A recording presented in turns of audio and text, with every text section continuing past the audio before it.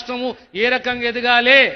ఈ మధ్యలో మనం చాలా వింటున్నాము, 1 ట్రిలియన్ అని చెప్పి 3 ట్రిలియన్ అని చెప్పి. ఆ స్థాయికి తెలంగాణ సమాజము, తెలంగాణ ఆర్థిక వ్యవస్థను పెంచాలంటే ఏమి చేయాలి, ఎలాంటి నిర్ణయాలు తీసుకోవాలి? అందులో ప్రధానంగా ఒక్కొక్క ప్రాంతాన్ని ఎంత అద్భుతంగా మా నాయకుడు డిజైన్ చేశాడంటే, కోర్ ఏరియా, కోరు, క్యూరు, రేరు, వ్యవసాయానికి సంబంధించిన ప్రాంతం సంపూర్ణంగా. ఎక్కడైతే విత్తన ఉత్పత్తి అవుతుందో నాణ్యతతో కూడిన విత్తన ఉత్పత్తి.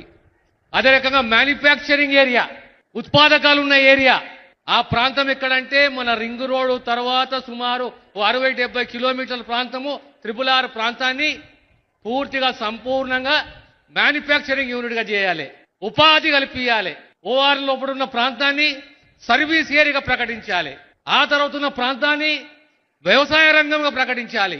దానికి కావలసిన సదుపాయాలు, సౌకర్యాలు, ఇన్ఫ్రాస్ట్రక్చరు ప్రతి ఒక్కటి, పిల్లలకు నైపుణ్యంతో కూడిన విద్య, ఆరోగ్య భద్రత, టూరిజం, ఇలాంటి గొప్ప అంశాలని నిన్న ఆవిష్కరించారు. రాబోయే కాలం